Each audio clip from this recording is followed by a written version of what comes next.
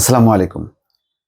কয়েকদিন থেকেই আলোচনা হচ্ছিল রাজনৈতিক অঙ্গনে যে অন্তর্বর্তী সরকার আসলে কতদিন আ ক্ষমতায় থাকবে এবং নির্বাচন কবে হবে? তারা ক্ষমতা কবে ছাড়বে?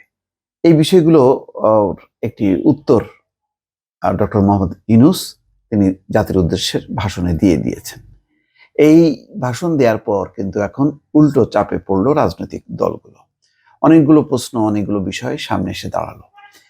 তিনি বলছেন যে তারা কতদিন থাকবে এবং কবে নির্বাচন হবে এবং কি, কি সংস্কার হবে সেগুলোর সিদ্ধান্ত নিতে হবে রাজনৈতিক দলগুলোকে, ছাত্র জনতাকে।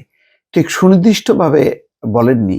যেমন তিনি রাজনৈতিক দল বলছেন, আবার বলছেন যে ছাত্র জনতা। ছাত্র জনতা বলতে কারা? এটা কি বৈষম্য বিরোধী ছাত্র আন্দোলন নাকি কারা?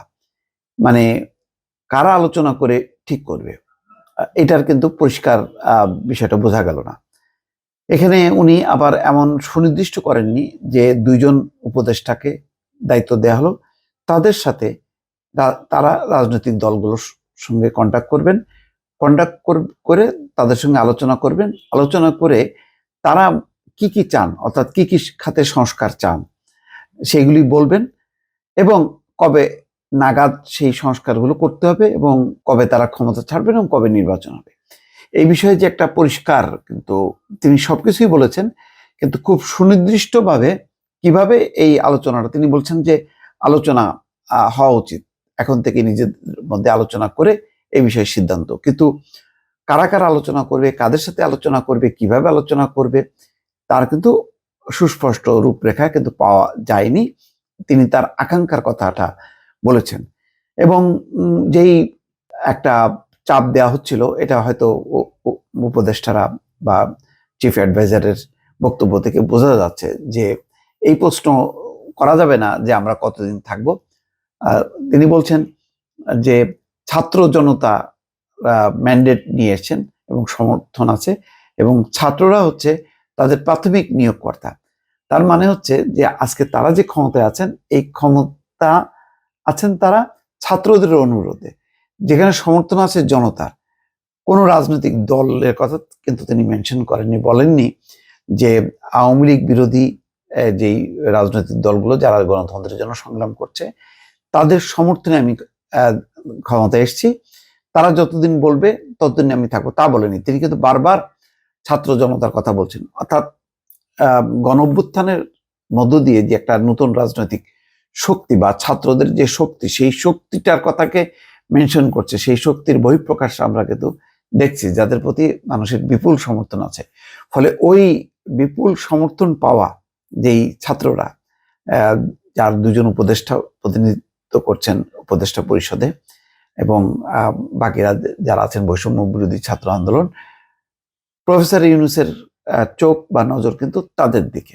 অর্থাৎ তিনি মেনশন করছেন যে তারা সহ রাজনৈতিক দলগুলো মিলে আলোচনা করবে যে এই অন্তর্বর্তী সরকারের মেয়াদ কতদিন হবে, ঠিক কোন সংস্কারগুলোর তারা চান এবং সেইগুলো শেষ করতে কতদিন তারা সময় দিতে চান এবং তার ভিত্তিতে তারা ঠিক করবেন যে তারা ক্ষমতায় কতদিন থাকবেন। এবং এই কথাও বলেছেন যে তারা রাষ্ট্রের শাসন কাজ চালানোতে তারা আগ্রহী না, তারা নিজ নিজ পেশায় সন্তুষ্ট। অর্থাৎ প্রফেসর ইউনূস সহ বাকি যারা আছে প্রত্যেকেরই নিজস্ব একটা পেরিফেরি আছে বা নিজস্ব একটা কাজ আছে, দায়িত্ব আছে, তারা সেসব কাজেই তারা সন্তুষ্ট ছিলেন।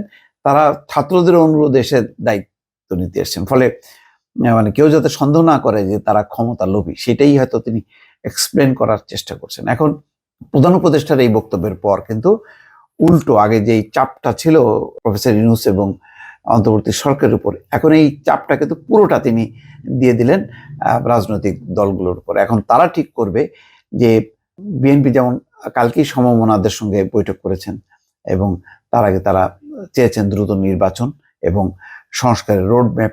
এখন এই সংস্কারের রোডম্যাপ এবং দ্রুত নির্বাচন এই বিষয়টা ফয়সালা রাজনৈতিকভাবে বিএনপিকে করতে হবে, জামাতকে করতে হবে। বিষয়টি কি এত সহজ হবে? বিএনপির পক্ষে কি এখন সব রাজনৈতিক দল, তারপরে রাজনৈতিক দলের বাইরে বৈষম্য বিরোধী ছাত্র আন্দোলন যেটাকে বারবার মিন করলেন প্রফেসর ইউনূস, তাদের সঙ্গে বসে ফয়সালা করা কি সম্ভব হবে?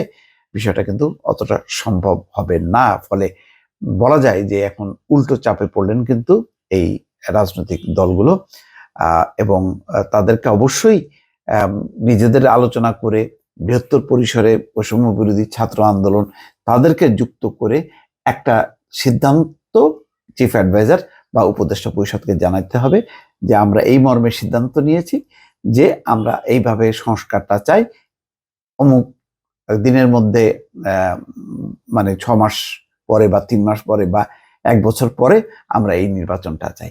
এই আলোচনার পুরো দায় দায়িত্বটা কিন্তু তিনি রাজনৈতিক দলগুলোর উপর ছেড়ে দিলেন, এবং ছেড়ে দেওয়া মানে কি, এটা পাল্টা কিন্তু একটা চাপের মধ্যে ফেলে দিলেন। যেই চাপটা এতদিন প্রধান উপদেষ্টা সহ উপদেষ্টা পরিষদকে দেওয়া হচ্ছিল, সেই চাপটা কিন্তু আস্তে করে চলে গেল, ট্রান্সফার হয়ে চলে গেল রাজনৈতিক দলগুলোর উপর।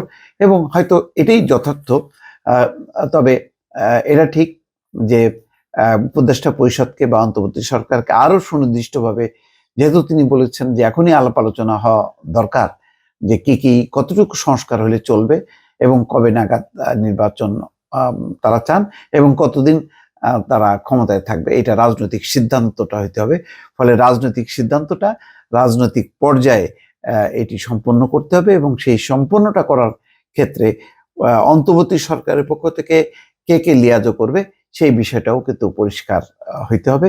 ফলে বোঝা যাচ্ছে যে আরো অনেক কিছু বোঝাপড়ার বিষয় আছে রাজনৈতিক দলগুলোর সঙ্গে অন্তর্বর্তী সরকারের।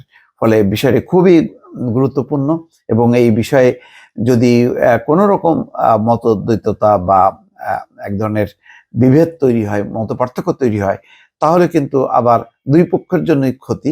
কেননা পতিত হাসিনা সরকার কিন্তু নানাভাবে এই পরিস্থিতির সুযোগ নেওয়ার চেষ্টা করবে। একটা রাজনৈতিক সংকট যদি তৈরি হয়, তাহলে তাদের জন্য এটা কিন্তু তাদের যেই পরিমাণ পতন ঘটেছিল সেই জায়গা থেকে কিন্তু উঠে দাঁড়ানোর একটা সুযোগ তৈরি হবে।